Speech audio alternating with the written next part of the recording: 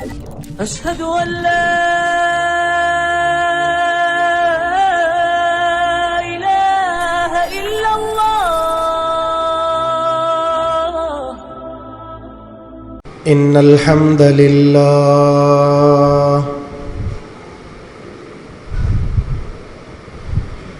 نحمده ونستعينه ونستغفره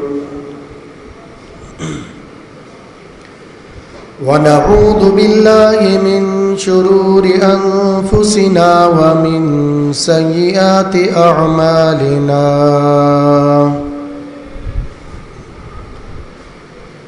من يهده الله فلا مضل له ومن يضلله فلا هادي له وأشهد أن لا إله إلا الله وحده لا شريك له وأشهد أن محمدًا عبده ورسوله. أما بعد فإن خير الحديث كتاب الله وخير الهدي هدي محمد صلى الله عليه وسلم وشر الأمور محدثاتها وكل محدثة بدعة وكل بدعة ضلالة وكل ضلالة في النار. اللهم صل على محمد وعلى آل محمد كما صليت على إبراهيم وعلى آل إبراهيم إنك حميد مجيد. اللهم بارك على محمد وعلى آل محمد كما باركت على إبراهيم وعلى آل إبراهيم إنك حميد مجيد. قال الله تبارك وتعالى في كلامه المجيد: فأعوذ بالله السميع العليم من الشيطان الرجيم من همزه ونفخه ونفسه. يا أيها الذين آمنوا اتقوا الله حق تقاته ولا تموتن إلا وأنتم مسلمون. يا أيها الناس اتقوا ربكم الذي خلقكم من نفس واحدة وخلق منها زوجها وبث منهما رجالا كثيرا ونساء واتقوا الله الذي تساءلون به والأرحام إن الله كان عليكم رقيبا. يا أيها الذين آمنوا اتقوا الله وقولوا قولا سديدا يصلح لكم أعمالكم ويغفر لكم ذنوبكم ومن يطع الله ورسوله فقد فاز فوزا عظيما. رب اشرح لي صدري ويسر لي أمري واحلل عقدة من لساني يفقهوا قولي. اللهم انفعنا بما علمتنا وعلمنا ما ينفعنا وزدنا علما. وقال تعالى في مقام آخر: فمن زحزح عن النار وادخل الجنة فقد فاز وما الحياة الدنيا إلا متاع الغرور.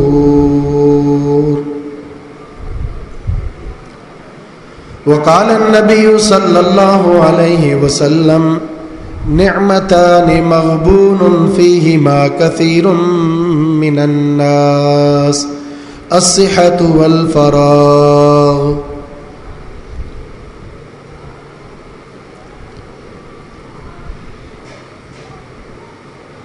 اللہ رب العزت کے فضل و کرم سے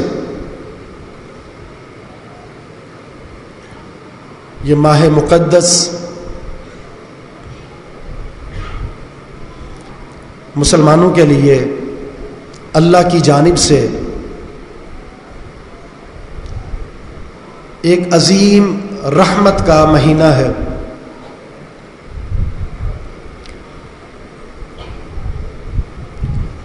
ہم اکثر اس بات کو سنتے ہیں کہ ایک عشرہ رحمت کا ہے، ایک عشرہ مغفرت کا ہے، اور ایک عشرہ جہنم سے آزادی کا ہے۔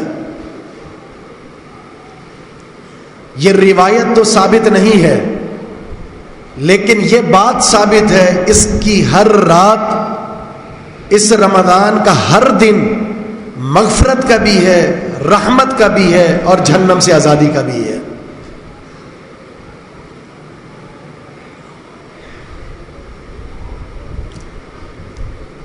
اس ماہ مقدس میں تین چیزوں کو غنیمت سمجھ کر ان تین چیزوں کو سمیٹنا ہے، جس کے کم دن باقی رہ چکے ہیں۔ اب بھی موقع ہے، تین چیزوں کو غنیمت سمجھ لیں اور تین چیزیں سمیٹ لیں۔ یہ ٹارگٹ ہے اس ماہ مقدس کا جو اللہ نے اپنے بندوں کو دیا ہے۔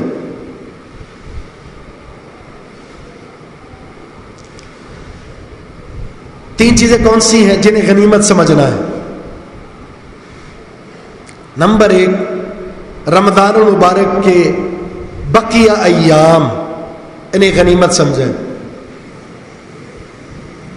یہ رمضان المبارک اللہ کی رحمت کا مظہر ہے، اور اللہ ہر ایک کو نہیں عطا فرماتا۔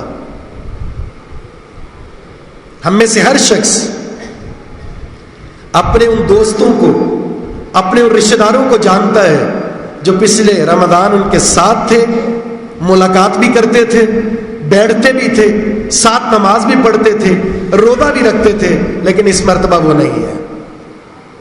یعنی اللہ نے مجھے موقع دیا ہے۔ جسے اللہ موقع دے دے، یہ اللہ کی رحمت ہے اس کے لیے۔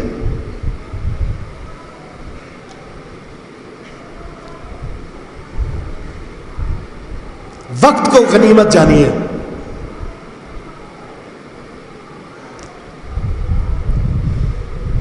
نمبر 2 اور نمبر 3، ان دونوں کا تذکرہ رسول اللہ صلی اللہ علیہ وسلم کی حدیث صحیح بخاری میں موجود ہے۔ آپ نے فرمایا کہ 2 نعمتیں ایسی ہیں جن کے بارے میں لوگ خسارے میں مبتلا ہیں۔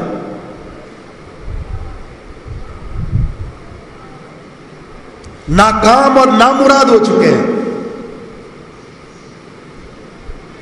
کون سی 2 نعمتیں؟ ایک ہے صحت مندی اور دوسری ہے فراغت۔ ہمارے ہاں حالات کا جو تناظر ہمارے سامنے ہے، جو منظر ہمارے سامنے ہے، اس منظر میں اگر ہم اس بیماری سے بچے ہوئے ہیں تو یہ اللہ کا بہت بڑا فضل ہے۔ صحت اللہ کی نعمت ہے، بہت بڑی نعمت ہے۔ میں اور آپ اگر بغیر کسی پیسے خرچ کیے، بغیر کسی معاوضے کے آسانی سے سانس لے رہے ہیں، یہ میرے رب کا بہت بڑا انعام ہے مجھ پر۔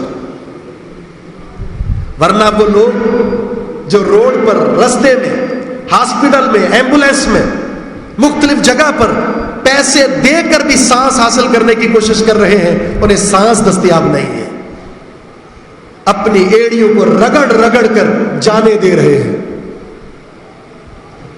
اور میں بڑی آسانی کے ساتھ سانس لے رہا ہوں۔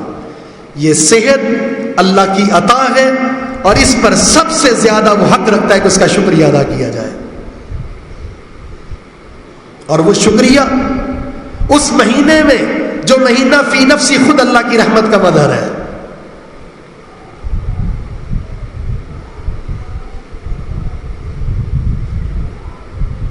ایک اور حدیث میں رسول اللہ صلی اللہ علیہ وسلم نے فرمایا، بیماری سے پہلے صحت مندی کو غنیمت جان لو۔ बीमार होकर चाहोगे रोजा रखना, रोजा नहीं रख पाओगे। बीमार हो गए, तमन्ना करोगे मस्जिद में आके बाजमात नमाज पढ़ लो, नहीं पढ़ पाओगे। बीमार हो गए, दिल में आरज़ू होगी क़ियामुल लैल कर लो, नहीं कर पाओगे। बीमार हो गए, दिल करेगा कुरान पढ़ लो, समझ लो, नहीं दिल करने के बावजूद भी हिम्मत और इस्तिताअत तुम्हारा साथ नहीं देगी। इसलिए इस दूसरी चीज सेहत को बिलखुसूस आज के दौर में गनीमत जानी है। तीसरी चीज है फरागत। जहां कोरोना इस वबा ने लोगों को एक बहुत बड़ी आजमाइश में डाल रखा है, वहां उनको फारिग औकात भी मुहैया कर दिए हैं। लॉकडाउन है, आप इतने बजे कारोबार बंद कर देंगे, इस दिन कारोबार बंद होगा, इतने वक्त दुकान खोलेंगे, महदूद मसरूफियात कर दिए हैं। ज्यादातर वक्त फरागत का है, और फरागत भी अल्लाह रब्बुल इज्जत की बहुत बड़ी नेमत है। इस फरागत के औकात में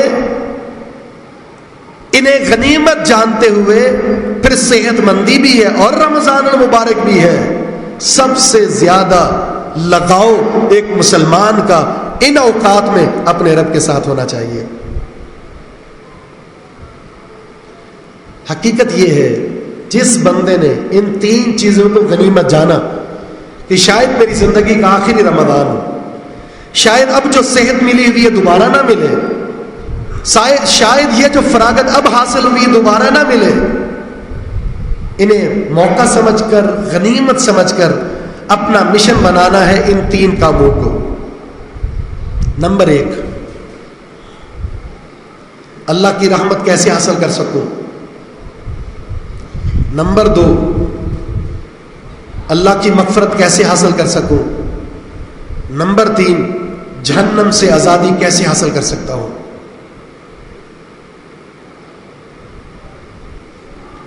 इस रमजान मुबारक का खुलासा यह है, ये जो अल्लाह ने मेरे और आपके लिए एहतमाम किया है एक खास महीने का, क्या किया अल्लाह ने?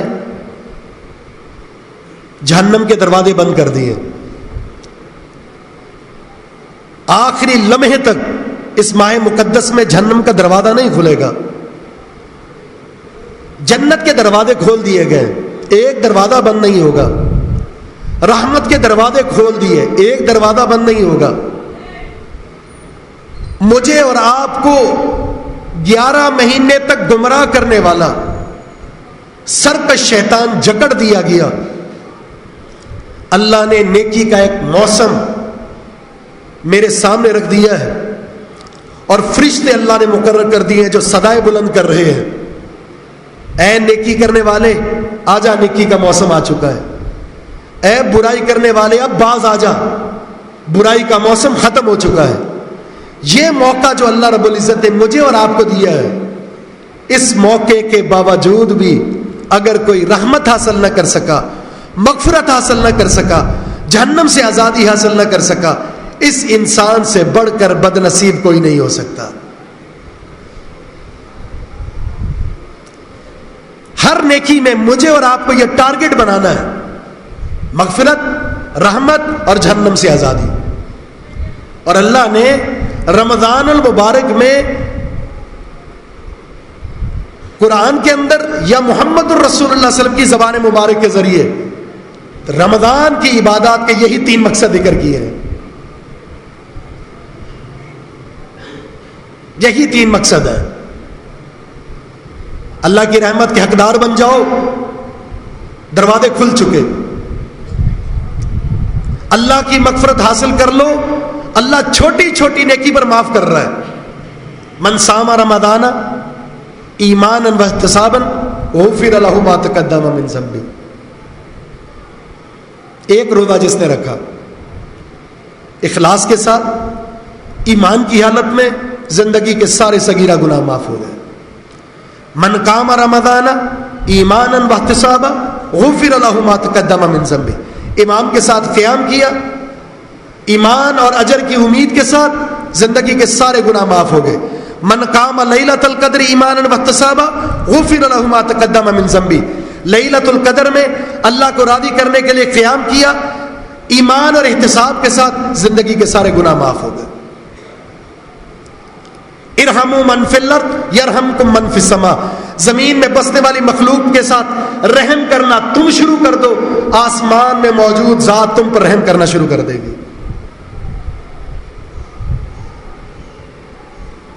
رحمت ہی رحمت ہے، مغفرت ہی مغفرت ہے.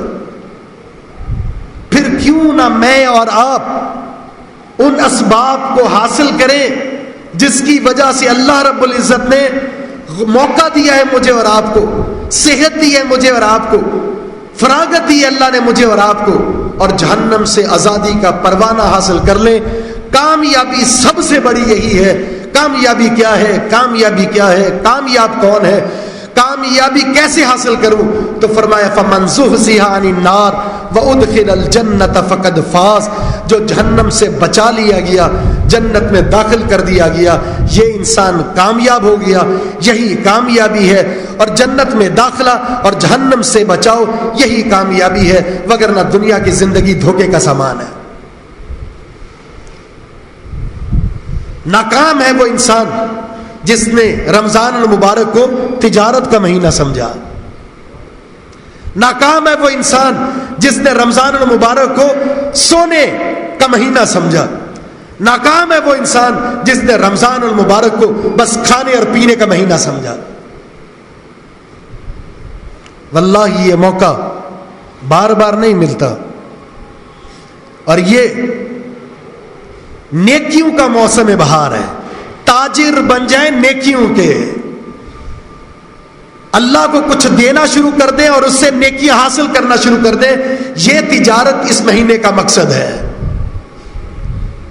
کمائی کے 11 مہینے ہیں، سونے کے اور بھی موقع ہیں، خوب کھانے پینے کے اور بھی موقع ہیں. اس موقع میں صرف ایک ہی چیز ٹارگٹ بنائی جائے، اور وہ یہ ہے زیادہ سے زیادہ اپنے میزان کو بھاری کر سکوں، زیادہ سے زیادہ اپنی کتاب کے اندر، اپنے نامہ اعمال کے اندر اجر و ثواب کا ذخیرہ کر سکوں.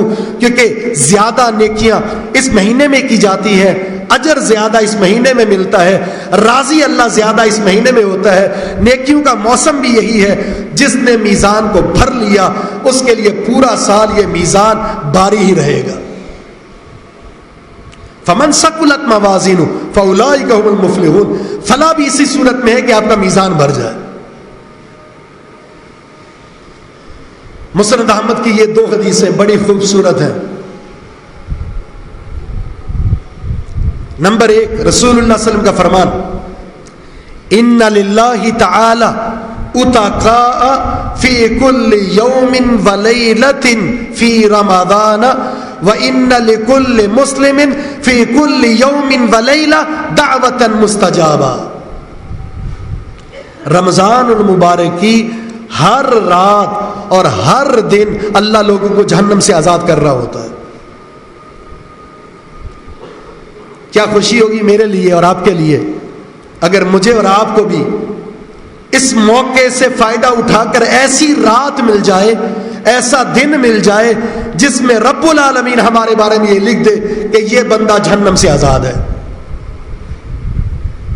ساتھ ہی میں فرمایا اسی رمضان میں ہر مسلمان کو دن اور رات میں دعوت مستجابہ دی جاتی ہے، یعنی ایسی دعا جو قبول کر لی جاتی ہے. دعاؤں کو سہارا بنائیں، دعاؤں کو ہتھیار بنائیں. رمضان کے دن اور رات میں اللہ سے جہنم سے آزادی حاصل کرنے کے لیے. دوسری حدیث، ان للہ تعالی عند کل فطر اتقاء.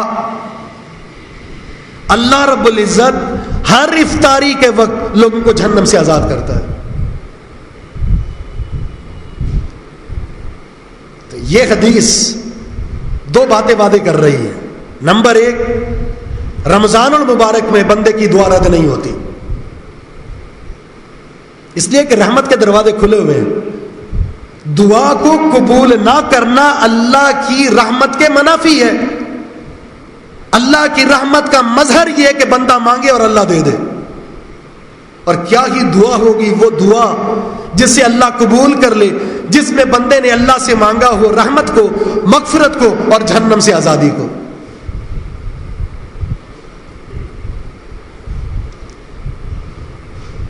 اس ماہ مقدس میں جس کے بقیہ کچھ دن رہ چکے ہیں،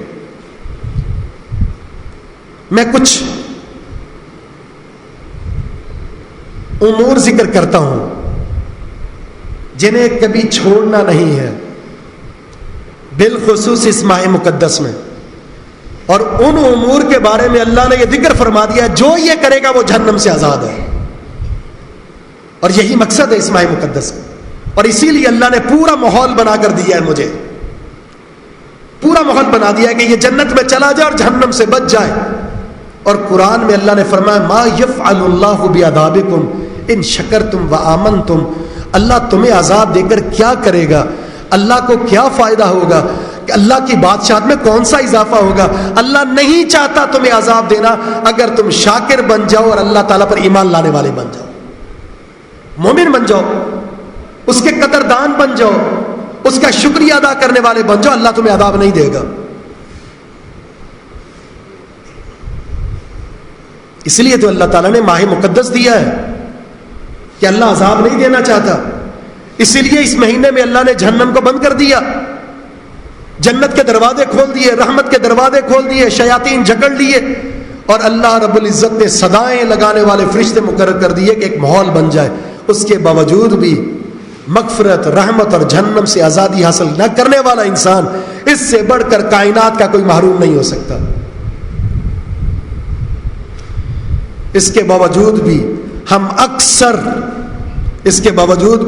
اکثر اعراض کرنے والے دیکھتے ہیں. رمضان ان کی زندگی میں کوئی تبدیلی نہیں لا پا رہا. رمضان کا مہینہ تو آیا، لیکن یہ نوجوان نسل، یہ افراد اپنی زندگی میں انقلاب نہیں لا پا رہے، تبدیلی نہیں آ رہی. ان کے لیے خصوصی طور پر یہ ہے کہ اب بھی موقع ہے، دعا کر لیجئے، دعوت مستجابہ ہے. اللہ سے یہ التجا کر لیجئے، اللہ میری زندگی کے اندر تبدیلی پیدا فرما دے. اختصار کے ساتھ وہ اسباب جس کا تمسک کرنا ہے. سب سے پہلی چیز رسول اللہ صلی اللہ علیہ وسلم کا فرمان ہے من شہد لا الہ الا اللہ وان محمد الرسول اللہ حرمہ اللہ علی النار. سب سے پہلی چیز عقیدہ توحید کا قبول کرنا، عقیدہ توحید کی معرفت اور اس کا تمسک، جس نے اللہ کے معبود برحق ہونے کی گواہی دی اور محمد رسول اللہ صلی اللہ علیہ وسلم اللہ کے سچے رسول ہونے کی گواہی دی. اللہ نے ایسے انسان پر جہنم کی آگ کو حرام کر دیا ہے. دو چیزیں اختیار کرنی ہیں، ایک ہے توحید اور دوسری ہے محمد الرسول اللہ علیہ وسلم کی رسالت کی گواہی. ایک صحابی نے پوچھا اللہ کے رسول وہ کون سی دو چیزیں ہیں جو واجب کر دیتی ہیں؟ تو رسول اللہ صلی اللہ علیہ وسلم نے فرمایا من مات لا یشرک باللہ شیئا دخل الجنہ ومن مات یشرک باللہ شیئا دخل النار. جو اس حالت میں مرا کہ اس نے اللہ کے ساتھ کسی کو شریک نہیں کیا تھا اس کے لیے جنت واجب ہو گئی. جو اس حال میں مرا کہ اس نے اللہ کے ساتھ کسی کو شریک ٹھہرایا تھا اس کے لیے جہنم واجب ہو گئی. روزہ اس کا عقیدے سے تعلق ہے. عقیدے سے کیا تعلق ہے؟ ہم اللہ کو اپنا معبود کہتے ہیں، معبود برحق. معبود وہ ہوتا ہے جس کی عبادت کی جائے، اور عبادت کی بہت ساری اقسام میں سے ایک بدنی عبادت روزہ بھی ہے. اور یہ اللہ کو پتہ ہے سب سے زیادہ محبوب کیوں ہے. ساری عبادات میں یہ وہ واحد عبادت ہے جس میں اخلاص سب سے زیادہ پایا جاتا ہے. یہ بندے اور خالق کے درمیان ایک راز ہے. اس لیے اللہ تعالیٰ اس عبادت کی نسبت اپنی طرف کرتا ہے کہ روزہ میرا ہے. اس کا معنی یہ ہے کہ سب سے زیادہ وہ عبادت اللہ کو پسند ہے جس میں اخلاص موجود ہو. تو پہلی چیز جس سے انسان جہنم سے بچ سکتا ہے وہ عقیدہ توحید ہے. دوسری چیز ہے اخلاص. رسول اللہ صلی اللہ علیہ وسلم کا فرمان لن یوافی عبد یوم القیامت یقول لا الہ الا اللہ یبتغی بہا وجہ اللہ الا حرمہ اللہ علی النار. کل قیامت کے دن اس بندے کو نہیں بدلہ دیا جائے گا جس بندے نے لا الہ الا اللہ پڑھا اللہ کے چہرے کی رضا کے لیے, اللہ کے دیدار کے لیے, اللہ کی محبت کے لیے, اللہ سے محبت کے لیے لا الہ الا اللہ پڑھا. کل قیامت کا دن ہوگا, ایسے انسان پر اللہ جہنم کی آگ کو حرام کر دے گا.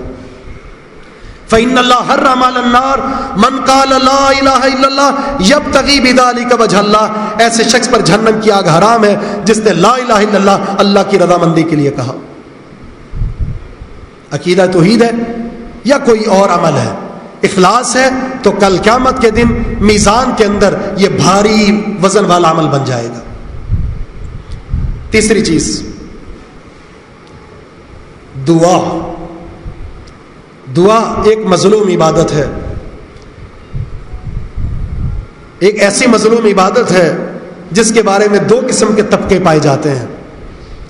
ایک طبقہ وہ ہے جو اس دعا کے تعلق سے حد سے زیادہ آگے بڑھ چکا ہے.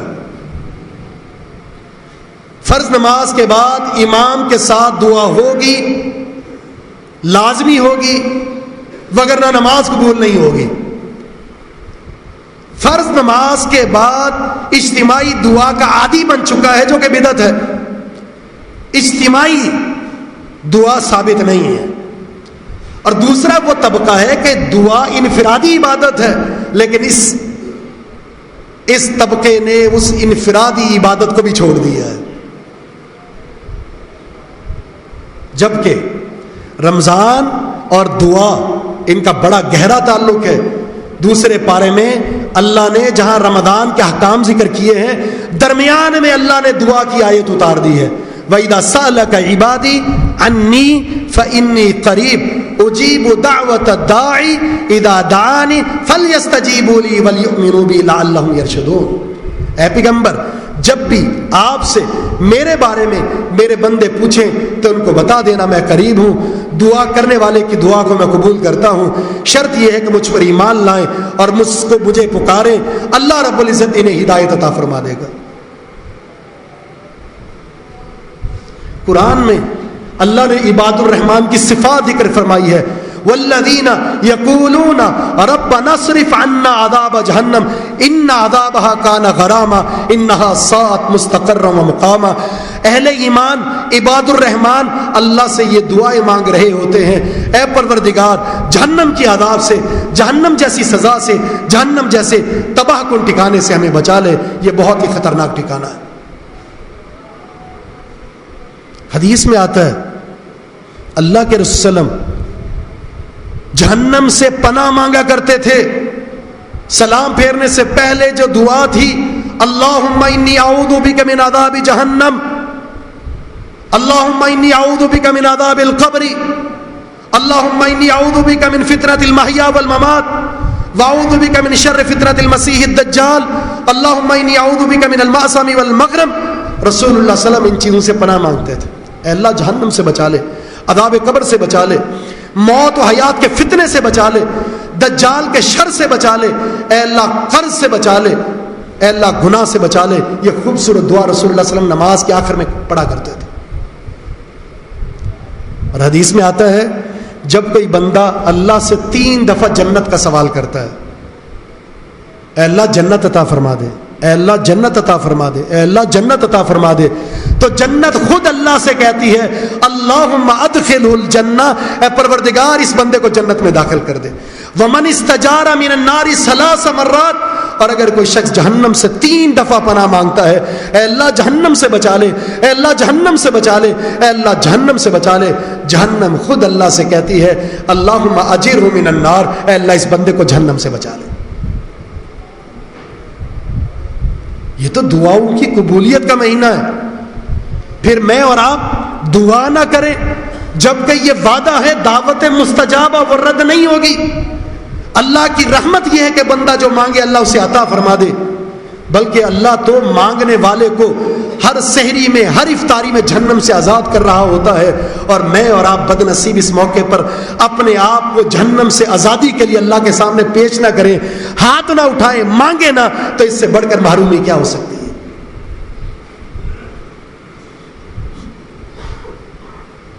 چوتھی چیز، جہنم سے آزادی. مشن بنائیں، ٹارگٹ بنائیں، عمل کے اندر یہ سوچ بنائیں کہ رحمت چاہیے، مغفرت چاہیے، رضا چاہیے، جہنم سے آزادی چاہیے. اللہ جس پر اللہ کی رحمت ہوتی ہے اللہ اسی کو معاف کرتا ہے، جس کو معاف کرتا ہے اسی پر جہنم کی آگ کو حرام کرتا ہے اور پھر اسی سے راضی ہوتا ہے.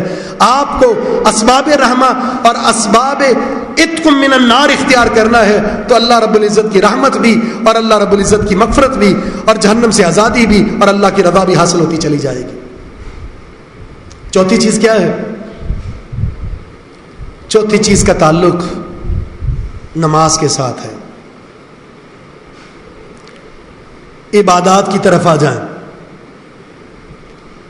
رسول اللہ صلی اللہ علیہ وسلم کا فرمان ہے من صلی للہ 40 یوما فی جماعت یدرک التکبیرۃ الاولی کتب له براءۃ من النار و براءۃ من النفاق.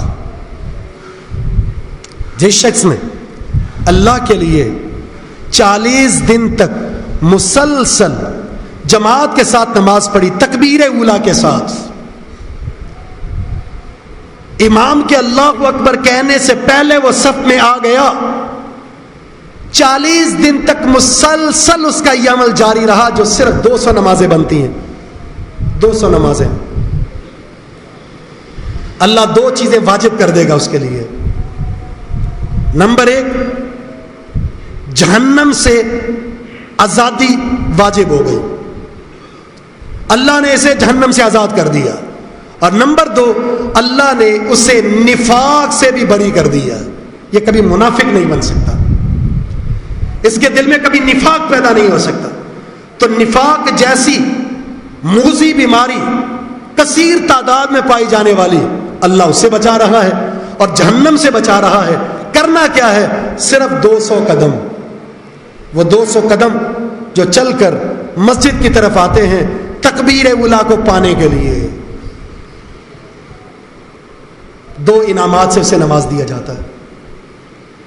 رمضان سے پہلے اگر روٹین تھی دیر سے آنے کی، آخری صف میں شامل ہونے کی، آخری رکعت میں ملنے کی، اب بھی اگر وہی روٹین ہے تو واللہ کوئی تبدیلی نہیں. اب تک محرومی کے علاوہ کچھ بھی نہیں ملا. یہ تو تبدیلی کا مہینہ تھا. اگلا مسئلہ، اگلا سبب اس ماہ مقدس میں میرے پاس وہ کون سا موقع ہے جہنم سے آزادی حاصل کر سکتا ہوں؟ رسول اللہ صلی اللہ علیہ وسلم کا فرمان، لن یلج النار احد صلی قبل طلوع الشمس وقبل غروبها. ایسا شخص ہرگز جہنم میں داخل نہیں ہوگا جس نے فجر کی نماز اور عصر کی نماز اہتمام کے ساتھ پڑھ لی.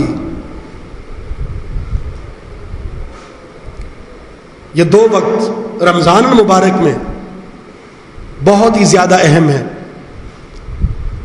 سحری کا وقت انسان سحری کھا کر نماز باجماعت کا اہتمام کرے، اور دوسرا وقت عصر کا جب انسان کا کاروبار بڑے عروج پر ہوتا ہے اس کو ترک کر کے، اس کو چھوڑ کر، بند کر کے، چاہے خریداروں کی لائنیں لگی ہوئی ہوں، لیکن یہ جو سودا اللہ عطا فرما رہا ہے کہ نماز باجماعت پڑھ لو، اللہ جہنم سے آزاد کر دے گا. اس سے بڑھ کر کوئی بھی قیمتی متاع نہیں ہو سکتی. اور ان 2 نمازوں کا اہتمام کرنے والا وہ 5 وقتہ کا نمازی بن سکتا ہے. اس کا یہ معنی نہیں کہ فجر اور عصر کا اہتمام کر لے بقیہ نمازوں کو چھوڑ دے. یہ 2 نمازیں بھاری ہیں. جس نے ان 2 نمازوں کا اہتمام کیا اللہ رب العزت اس کے لیے دیگر نمازوں کو آسان فرما دے گا. ایک تو وہ نیند کا وقت ہوتا ہے. ہمارے ہاں ایک المیہ یہ ہے کہ نوجوان نسل رات گئے تک ہوٹلنگ میں مصروف ہوتی ہے، 2 بجے 3 بجے سحری کھائی اور اس کے بعد سو گئے، نہ قرآن کی تلاوت نہ نماز فجر۔ یہ شیطان کا ایسا ہتھیار ہے جو انسان کو اجر سے محروم کر دیتا ہے۔ سحری کا وقت اذان فجر سے کچھ وقت پہلے اللہ کے رسول صلی اللہ علیہ وسلم ایسے وقت میں سحری کھایا کرتے تھے کہ 50 آیات کی تلاوت کے بقدر وقت رہ جاتا اذان فجر میں۔ اس لیے رسول اللہ صلی اللہ علیہ وسلم نے فرمایا میری امت بھلائی پر رہے گی جب تک 2 کام کرے، سحری میں تاخیر اور افطاری میں جلدی۔ تو سحری کے وقت دعا کریں، سحری کے وقت اختتامی لمحات میں کھانا تناول کریں، بابرکت کھانا ہے، اور اس کے بعد نماز فجر باجماعت ادا کریں۔ اور یہ 2 قیمتی وقت اس لیے بھی ہیں کہ ان 2 اوقات میں اللہ تعالیٰ کے فرشتے اترتے ہیں، فجر میں اور عصر میں، اور اللہ کے پاس جاتے ہیں۔ اللہ تعالیٰ پوچھتا ہے ان فرشتوں سے میرے فرشتوں بتاؤ میرے بندے کیا کر رہے تھے؟ اللہ کو پتہ ہے میں اور آپ کیا کر رہے ہیں، اللہ کو پتہ ہے، لیکن اللہ فرشتوں سے اپنے بندوں کے بارے میں گواہی لینا چاہتا ہے۔ فرشتے کہتے ہیں اللہ جب ہم عصر میں گئے تو ہم نے نماز کی حالت میں پایا، فجر میں گئے نماز کی حالت میں پایا، گئے تھے تو بھی نماز پڑھ رہے ہیں، جب آئے تو بھی نماز میں ہے۔ ایسے انسان جن کے اللہ کی عدالت میں جن کے بارے میں فرشتے گواہیاں دے رہے ہیں، ان کی نمازوں کے بارے میں ان کا مقام کیا ہوگا؟ وہ کتنے بد نصیب ہیں، فرشتے نماز میں موجود وہ عصر میں بھی نہیں، فرشتے نماز میں موجود وہ فجر میں بھی نہیں۔ ایسے بد نصیب لوگ اللہ کے ہاں اپنی محرومی اور اپنی بد نصیبیاں گواہی کی صورت میں تحریر کرا رہے ہیں۔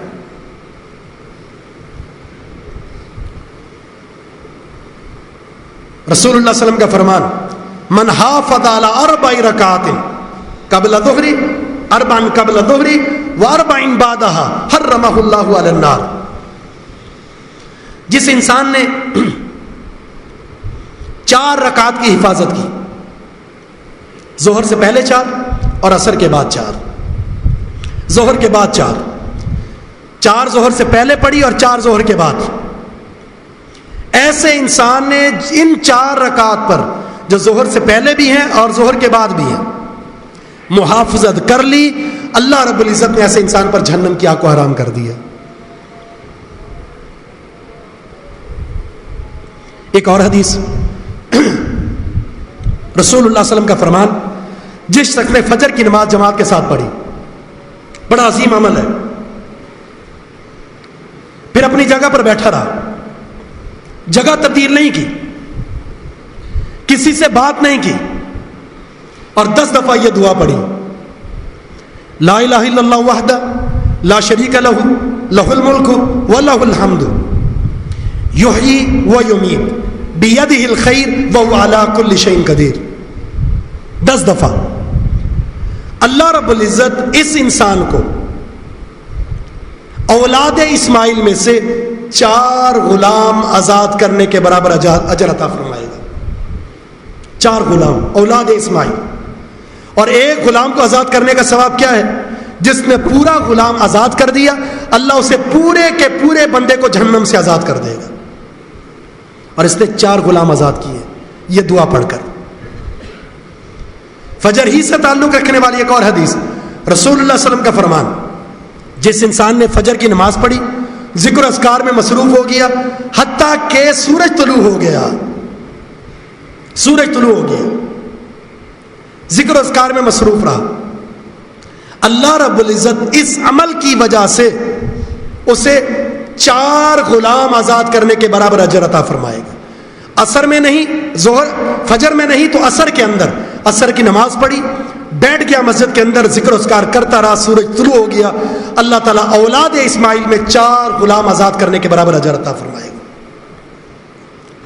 فجر ہی کے تعلق سے جس نے نماز فجر پڑھی جماعت کے ساتھ اپنی جگہ پر بیٹھا رہا، ذکر اذکار کرتا رہا، قرآن کی تلاوت کرتا رہا، سورج طلوع ہوا، اشراق کی 2 رکعت نماز پڑھی، اشراق کی 2 رکعت نماز پڑھی، اللہ تعالیٰ ایک مکمل حج کا ثواب عطا فرمائے گا اور ایک مکمل عمرے کا ثواب عطا فرمائے گا۔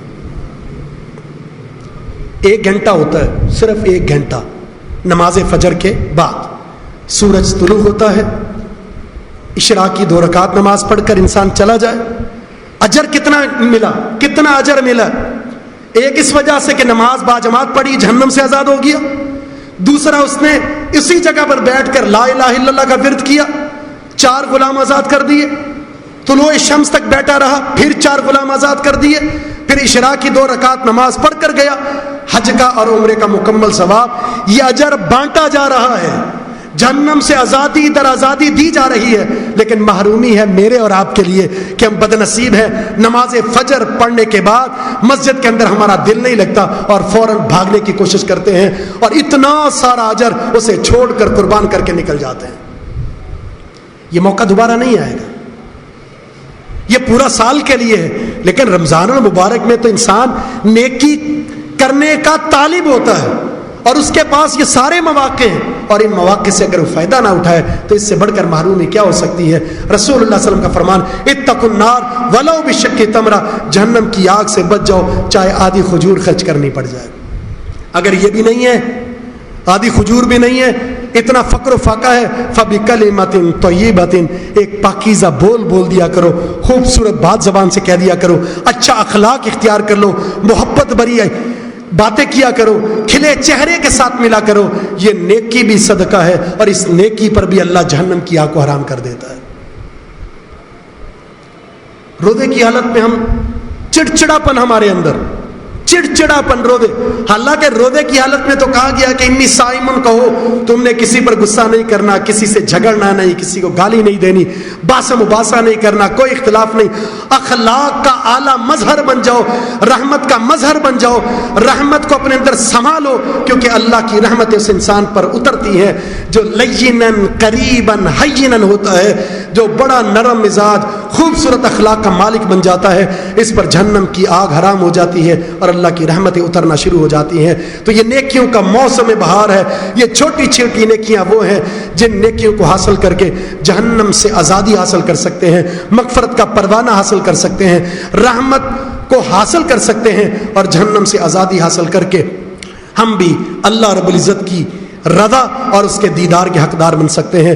اللہ رب العزت سے دعا ہے کہ رب العالمین اس ماہ مقدس کو غنیمت جان کر، صحت مندی کو غنیمت جان کر، فراغت کو غنیمت جان کر، رمضان کے بقیہ اپنی دنوں میں اس مشن کو تھامنے کی توفیق عطا فرما دے کہ کسی طریقے سے اللہ کی رحمت کو حاصل کر سکوں، مغفرت کو حاصل کر سکوں اور جہنم سے آزادی کا پروانہ حاصل کر سکوں، اور وہ اعمال جو میں نے آپ کے سامنے ذکر کیے ہیں ان کا تمسک اختیار کیجئے۔ ان اعمال پر تمسک انسان کو جہنم سے آزادی دلا دے گا۔ اللہ رب العزت ہمیں عمل کی توفیق عطا فرما دے۔ وما توفیق الا باللہ، وآخر دعوانا ان الحمد للہ رب العالمین۔